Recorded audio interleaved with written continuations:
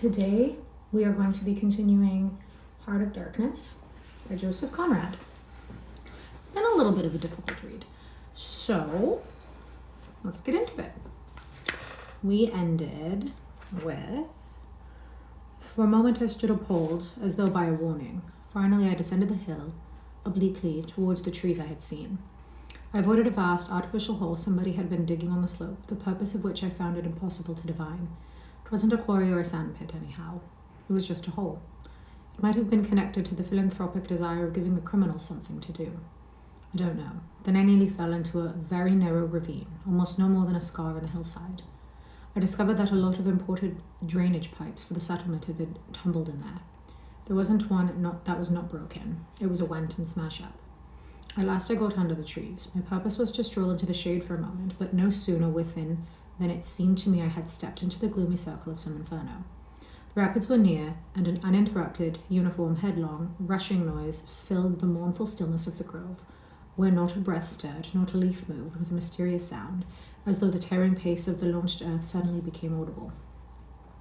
Black shapes crouched, sat between the trees, leaning against the trunks, clinging to the earth, half coming out, half effaced within the dim light, in all the attitudes of pain, abandonment, and despair. Another mine on the cliff went off, followed by a slight shudder of the soil under my feet.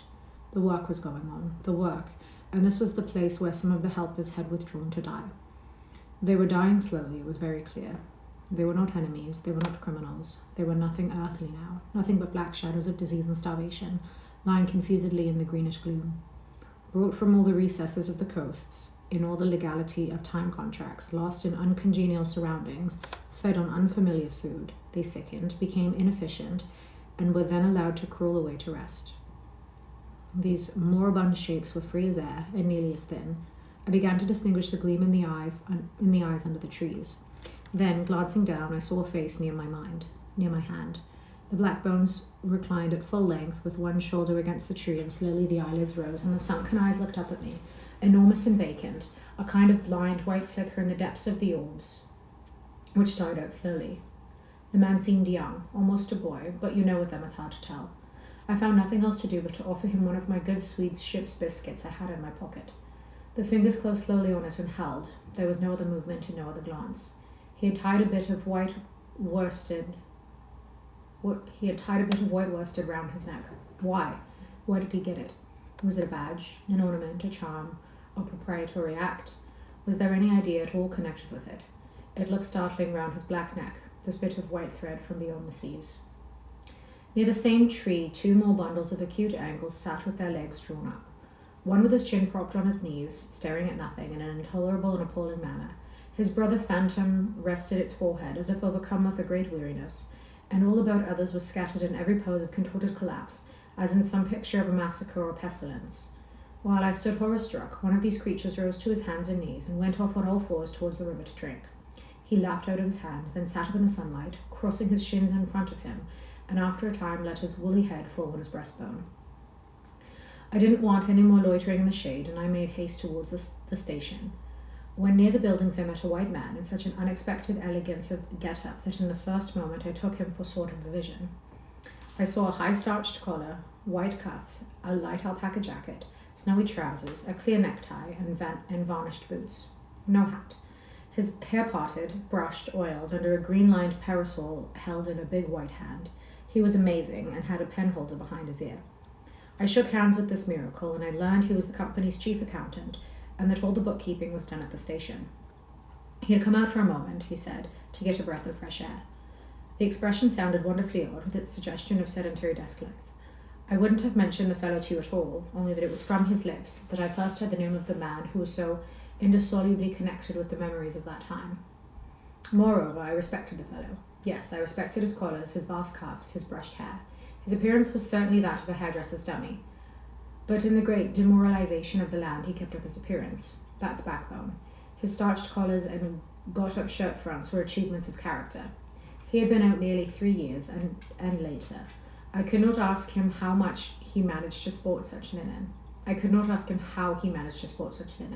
He had just the faintest blush, and said modestly, I've been teaching one of the native women about the station. It was difficult. She had a distaste for the work. Thus this man had verily accomplished something, and he was devoted to his books, which were in apple pie order. Everything else in the station was in a muddle. Heads, things, buildings. Strings of dusty slaves with splay feet arrived and departed. A stream of manufactured goods, rubbishy cottons, beads, and brass wires sent into the depths of darkness, and in return came a precious trickle of ivory. I had to wait in the station for 10 days, an eternity. I lived in a hut in the yard, but to be out of the chaos, I would sometimes get into in the accountant's office. It was built of horizontal planks and so badly put together that, as he bent over his high desk, he was barred from neck to heels with narrow strips of sunlight. There was no need to open the big shutters to see. It was hot there too. Big flies buzzed fiendishly and did not sting but stabbed. I sat generally on the floor while, of faultless appearance and even slightly scented, perching on a high stool, he wrote. Sometimes he stood up for exercise. When a truckle bed with a sick man, some invalid agent from up country, was put in there, he exhibited a gentle annoyance. The groans of this sick person, he said, distract my attention, and without that it is extremely difficult to guard against clerical errors in this climate. Hello. One day he remarked without lifting his head, in the interior you will no doubt meet Mr. Kurtz. On my asking who Mr. Kurtz was, he said he was a first-class agent, and seeing my disappointment at this information, he added slowly, laying down his pen, he is a very remarkable person. Further questions elicited from him that Mr. Kurtz was at present in charge of a trading post, a very important one, in the true ivory country at the very bottom of there. He sends in as much ivory as all the others put together. He began to write again. The sick man was too ill to groan, and the flies buzzed in a great peace. I don't know who that is. Thank you, though. Suddenly there was a growing murmur of voices and a great tramping of feet. A caravan had come in. A violent babble of uncouth sounds burst out from the other side of the planks. All the carriers were speaking together, and in the midst of the uproar the lamentable voice of the chief agent was heard, giving it up. Tearfully for the 20th time that day, he rose slowly. What a frightful row, he said. He crossed the room gently to look at the sick man, and returning, said to me, he does not hear. What? Dead? I asked, startled. No, not yet, he answered, with great composure. Then, alluding with a toss of the head to the tumult in the station yard, one has got to make correct entries. One comes to hate those savages, hate them to the death. He remained thoughtful for a moment. When you see Mr. Kurtz, he went on, tell him from me that everything here, he glanced at the desk, is very satisfactory. I don't like to write to him. With those messengers of ours, you never know who may get hold of your letter at the central station. He stared at me for a moment with his mild, bulging eyes. Oh, he will go far, very far, he began again. He will be a somebody in the administration before long. They, above, the council in Europe, you know, mean him to be. Oh, I do know who that is. Well, thank you. Thank you. He turned to his work. The noise outside had ceased, and presently in going out I stopped at the door. In the steady buzz of flies, the homeward-bound agent was lying flushed and insensible. The other, bent over his books, was making correct entries of perfectly correct transactions, and 50 feet below the doorstep I could see the still treetops of the Grove of Death. Next day I left that station at last with a caravan of 60 men for a 200-mile tramp. No use telling you much about that. Paths everywhere. I stamped a network of paths spreading over the empty land, through long grass, through burnt grass, through thickets, down and up chilly ravines, up and down stony hills ablaze with heat, and a solitude, nobody, not a hut. The population had cleared out a long time ago. Well, if not a lot of mysterious black folk, armed with all kinds of fearful weapons, suddenly took to travelling on the road between Deal and Gravesend, catching the yokels right and left to carry heavy loads for them. I fancied every farm and cottage thereabouts would get empty very soon. Only here the dwellings were gone too. Still I passed through several abandoned villages. There's something pathetically childish in the ruins of grass walls. Day after day, with the stamp and shuffle of 60 pair of bare feet behind me, each under a 60-pound load. Camp, cook, sleep. Strike camp, march. Now and then a carrier dead in harness, at rest in the long grass near the path, with an empty water gourd and his long staff lying by his side. A great silence around and above.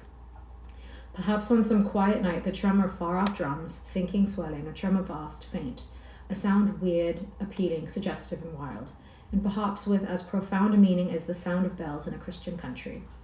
Once a white man in an unbuttoned uniform, camping on the path with an armed escort of lank Zanzibaris, very hospitable and festive, not to say drunk, was looking after the upkeep of the road, he declared.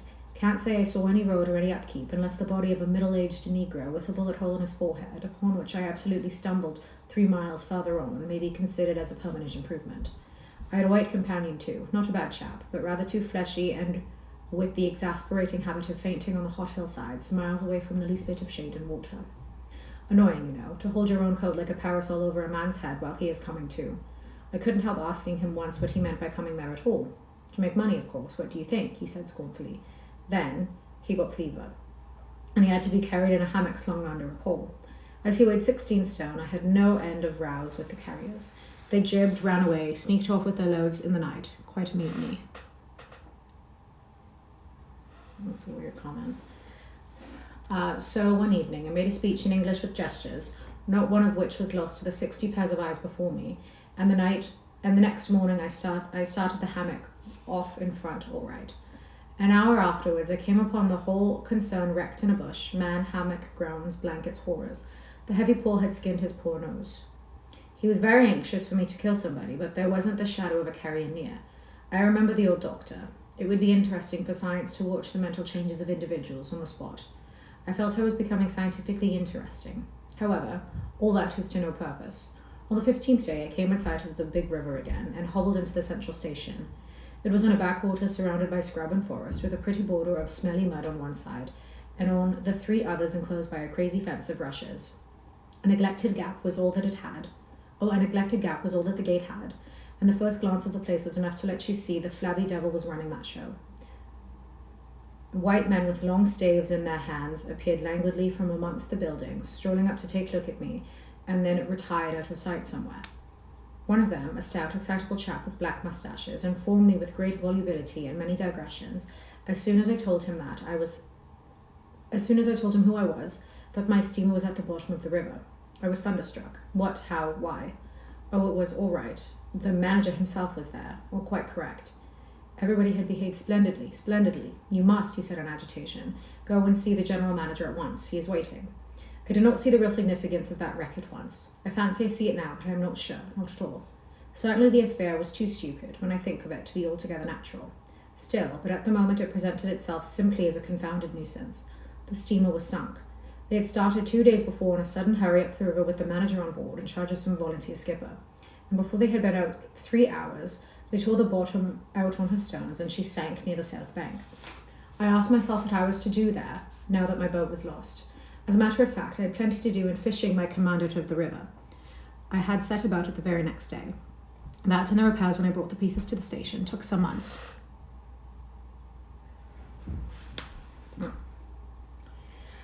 Thank God he didn't send it.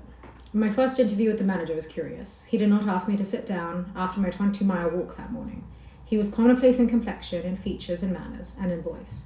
He was of middle size and of ordinary build. His eyes, of the usual blue, were perhaps remarkably cold, and he certainly could make his glance fall on one as trenchant and as heavy as an axe.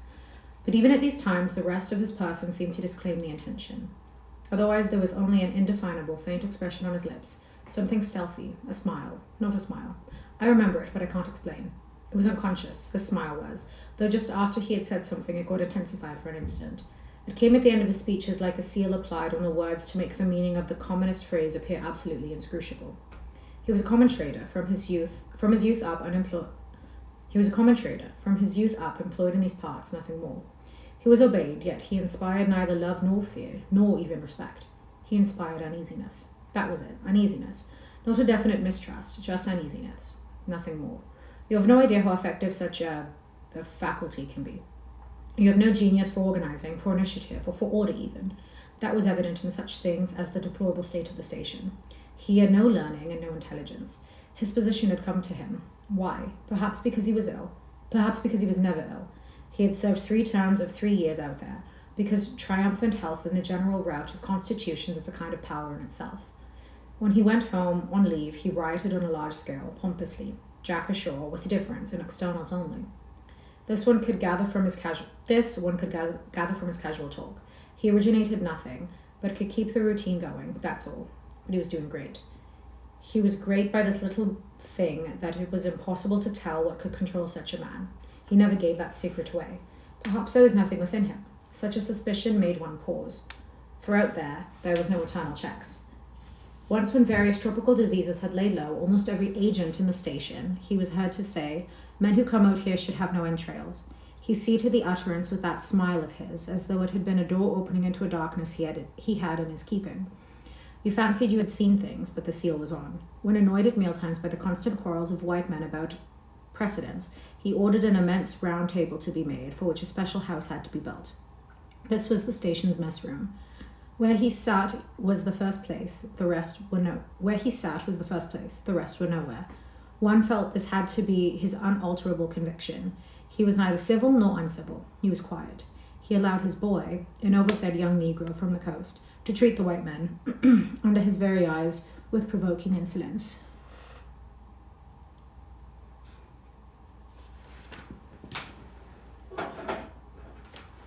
This? It's from Mexico. Yeah, it's from Mexico. He began to speak as soon as he saw me. I had been very long on the road. I could not wait. Had to start without me. The upriver stations had to be relieved. There had been so many delays already that he did not know who was dead and who was alive and how they got on, and so on and so on. He paid no attention to my explanations and, playing with a stick of sealing wax, repeated several times that the situation was very grave, very grave. There were rumours that a very important station was in jeopardy and its chief, Mr. Kurtz, was ill. Hoped it was not true. Mr. Kurtz was. I felt weary and irritable. Hang Kurtz, I thought. I interrupted him by saying I had heard of Mr. Kurtz on the coast. Ah, so they talk of him down there, he murmured to himself. Then he began again, assuring me Mr. Kurtz was the best agent he had, an exceptional man of the greatest importance to the company. Therefore, I could understand his anxiety. He was, he said, very, very uneasy. Certainly he fidgeted on his chair a good deal, exclaimed, "Oh, Mr. Kurtz," broke the stick of sealing wax and seemed dumbfounded by the accident. Next thing he wanted to know how long it would take to. I interrupted him again. Being hungry, you know, and kept on my feet too, I was getting savage. How could I tell, I said. I hadn't even seen the wreck yet. Some months, no doubt. All this talk seemed to me so futile. Some months, he said. Well, let us say 3 months before we can make a start. Yes, that ought to do the affair. I flung out of his hut. He lived all alone in a clay hut with a sort of veranda, muttering to myself my opinion of him. He was a chattering idiot. Afterwards, I took it back when it was borne upon me startlingly with what extreme nicety he had estimated the time requisite for the affair.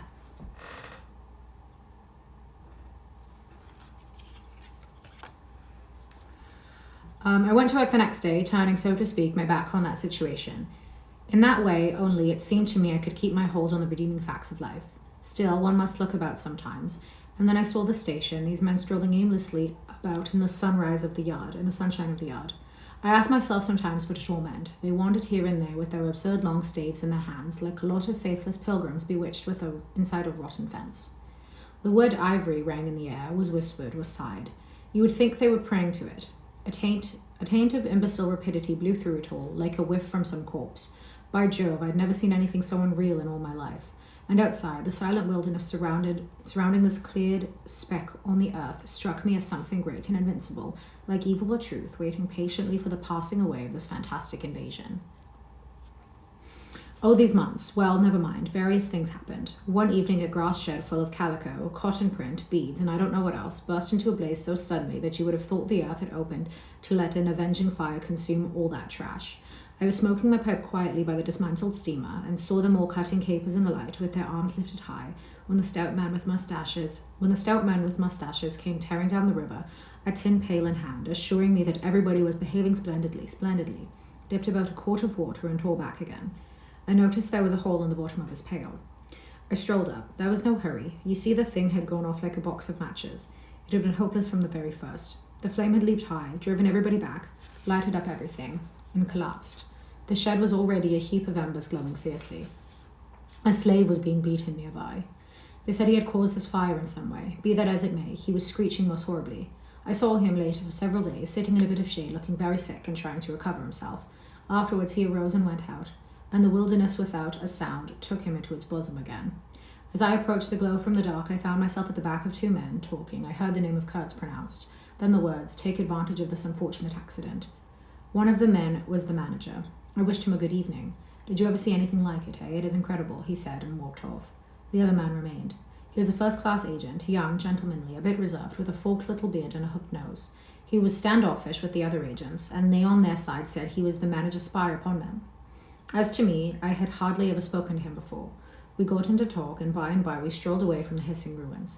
Then he asked me to his room, which was in the main building of the station. He struck a match, and I perceived that this young aristocrat had not only a silver-mounted dressing case, but also a whole candle all to himself. Just at that time, the manager was the only man supposed to have any right to candles. Native mats covered the clay walls, a collection of spears... I don't know what that word is. A collection of spears, shields, and knives hung up in trophies. The business entrusted to this fellow was the making of bricks, so I had been informed, but there wasn't a fragment of brick anywhere in the station, and he had been there more than a year, waiting. It seemed he could not make bricks without something, I don't know what. Straw, maybe. Anyways, it could not be found there, and it was not likely to be sent from Europe. It did not appear clear to me what he was waiting for. An act of special creation, perhaps. However, they were all waiting, all the 16 or 20 pilgrims of them, for something, and upon my word, it did not seem an uncongenial occupation from the way they took it, though the only thing that ever came to them was disease, as far as I could see. They beguiled the time by backbiting and intriguing against each other in a foolish kind of way. There was an air of plotting about the station, but nothing came of it, of course.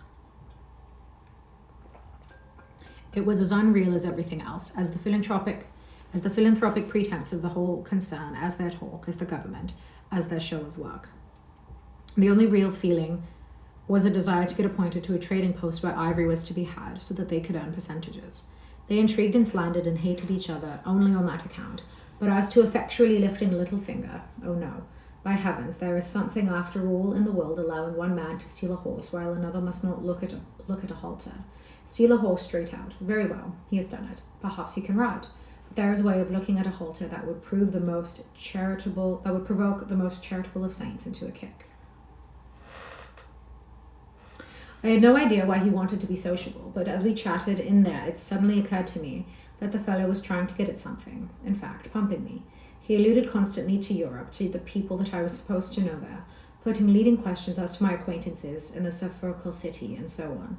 His little eyes glittered like mica discs with curiosity, though he had tried to keep up a bit of superciliousness. At first I was astonished, but very soon I became awfully curious to see what he would find out from me. I couldn't possibly imagine what I had in me to make it worth his while. It was very pretty to see how he baffled himself, for in truth my body was full only of chills, and my head had nothing in it but that wretched steamboat business. It was evident he took me for a perfectly shameless prevaricator. At last he got angry, and to conceal a movement of furious annoyance, he yawned. I rose. Then I noticed a small sketch in oils on a panel representing a woman, draped and blindfolded, carrying a lighted torch. The background was sombre, almost black. The movement of the woman was stately, and the effect of the torchlight on her face was sinister. It arrested me, and he stood by civilly, holding an empty half-pint champagne bottle, medical comforts, with the candle stuck in it. To my question, he said Mr. Kurtz had painted this, in this very station, more than a year ago, while waiting for means to go to his trading post.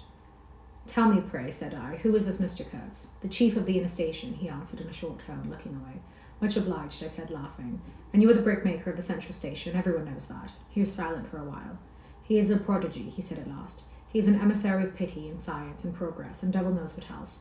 We want, he began to declaim suddenly, for the guidance of the cause entrusted to us by Europe, so to speak, higher intelligence, wide sympathies, a singleness of purpose. Who says that? I asked. Lots of them, he replied. Some even write that. And so he comes here, a special being, as you ought to know. Why ought I to know? I interrupted, really surprised. He paid no attention. Yes, today he is chief of the best station. Next year he will be assistant manager, 2 years more, but I dare say you know what he will be in 2 years' time. You are of the new gang, the gang of virtue. The same people who sent him specially also recommended you. Oh, don't say no. I've my own eyes to trust. Light dawned upon me. My dear aunt's influential acquaintances were producing an unexpected effect upon that young man. I nearly burst into a laugh. Do you read the company's confidential correspondence? I asked. He hadn't a word to say. It was great fun. When Mr. Kurtz, I continued, severely, is general manager, you won't have the opportunity. He blew the candle out suddenly, and we went outside. The moon had risen. Black figures strolled about listlessly, pouring water on the glow, whence proceeded a sound of hissing. Steam ascended in the moonlight. The beaten slave groaned somewhere. What a row the brute makes, said the indefatigable man with the mustaches, appearing near us. Serves him right. Transgression, punishment, bang. Pitiless, pitiless. That's the only way. This will prevent all conflagrations for the future. I was just telling the manager. He noticed my companion and became crestfallen all at once. Not in bed yet, he said, with a kind of servile heartiness. It's so natural. Danger, agitation. He vanished. I went onto the riverside and the other followed me. I heard a scathing murmur at my ear. Heaps of moths go too. The pilgrims could be seen in knots gesticulating and discussing. Several had still their staves in their hands. I verily believe they took these sticks to bed with them. Beyond the fence, the forest stood up spectrally in the moonlight, as through the dim stir, through the faint sounds of that lamentable courtyard, the silence of the land went home to one's very heart, its mystery, its greatness, the amazing reality of its concealed life. The hurt slave moaned feebly somewhere nearby, and then fetched a deep sigh that made me mend my pace away from there. I felt a hand introducing itself under my arm. "My dear sir," said the fellow, "I don't want to be misunderstood, and especially by you, who will see Mr. Kurtz long before I can have that pleasure. I wouldn't like him to get a false idea of my disposition." I let him run on, this papier-mâché Mephistopheles, and it seemed to me that if I tried, I could poke my forefinger through him and would find nothing inside but a little loose dirt, maybe. He, don't you see, had been planning to be assistant manager by and by under the present man, but I could see that the coming of the Kurtz had upset them both not a little. He talked precipitately, and I did not try to stop him. I had my shoulders against the wreck of my steamer, hauled up on the slope like a carcass of some big river animal. The smell of mud, of primeval mud, by Jove, it was in my nostrils. The high stillness of primeval forest was before my eyes. There were shiny patches on the black creek. The moon had spread over everything, a thin layer of silver, over the rank grass, over the mud, upon the wall of matted vegetation standing higher than the wall of a temple. Over the great river I could see through a sombre gap glittering as it flowed against broadly by without a murmur. All this was great, expectant to mute, while the man jabbered about himself. I wondered whether the stillness on the face of the immensity looking at us, too, were meant as an appeal or a menace. What were we who had strayed in here? How could we handle that dumb thing, or would it handle us? I felt how big, how confoundedly big, was that thing that couldn't talk, and perhaps was deaf as well. What was in there? I could see a little ivory coming out from here, and I had heard Mr. Kurtz was in there. I had heard enough about it too, God knows. Yet somehow it didn't bring any image with it, no more than if I had been told an angel or a fiend was in there. I believed it in the same way one of you might believe there are inhabitants in the planet Mars. I once knew a Scotch sailmaker who was certain, dead sure, that there were people in Mars. If you asked him for some idea how they looked and behaved, he would get shy and mutter something about walking on all fours. If he as much as smiled, he would, though a man of 60, offer to fight you. I would not have gone so far as to fight for Kurtz, but I went for him near enough to a lie. You know I hate, detest, and can't bear a lie, not because I am straighter than the rest of us, but simply because it appalls me. There is a taint of death, a flavour of mortality in lies, which is exactly what I hate and detest in the world when I want to forget. It makes me miserable and sick, like biting something rotten would do. Temperament, I suppose. Well, I went near enough to it by letting the young fool there believe anything he liked to imagine as to my influence in Europe. I became in an instant as much of a pretense as the rest of the bewitched pilgrims. This simply because I had a notion of it somehow would be of help to that Kurtz, whom at the time I did not see, you understand. He was just a word for me. I did not see the man in the name any more than you do. Do you see him? Do you see the story? Do you see anything? It seems to me I am trying to tell you a dream, making a vain attempt because no relation of a dream can convey the dream sensation, that commingling of absurdity, surprise, and bewilderment in a tremor of struggling revolt, that notion of being captured by the incredible which is of the very essence of dreams. He was silent for a while. No, it is impossible. It is impossible to convey the life sensation of any given epoch of one's existence, that which makes its truth, its meaning, its subtle and penetrating essence. It is impossible. We live as we dream, alone. He paused again as if reflecting, then added, Of course in this you fellows see more than I could then. You see me, whom you know. It had become so pitch dark that we listeners could hardly see one another. For a long time already he, sitting apart, had been no more to us than a voice. There was not a word from anybody. The others might have been asleep, but I was awake. I listened on the watch for the sentence, for the word, that would give me the clue to the faintest uneasiness inspired by this narrative that seemed to shape itself without human lips in the heavy night air of the river. Yes, I let him run on, Marlowe began again, and think what he pleased about the powers that were behind me. I did, and there was nothing behind me. There was nothing but that wretched old mangled steamboat I was leaning against, while he talked fluently about the necessity of every man to get on.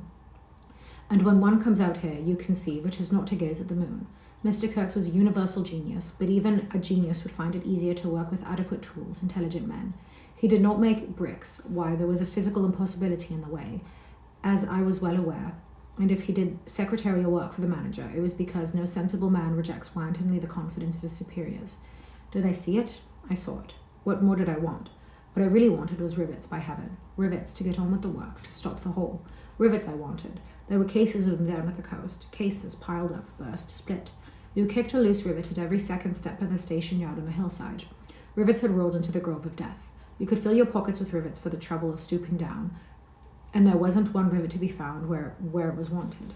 We had plates that would do, but nothing to fasten them with. And every week the messenger, a lone Negro, letter bag on shoulder and staff in hand, left our station for the coast. And several times a week a coast caravan came in with trade goods, ghastly glazed calico that made you shudder only to look at it, glass beads of value about a penny a quart, confounded spotted cotton handkerchiefs, and no rivets. 3 carriers could have brought all that was wanted to set that steamboat afloat. I think that's where we're going to stop today. Thank you for reading with me.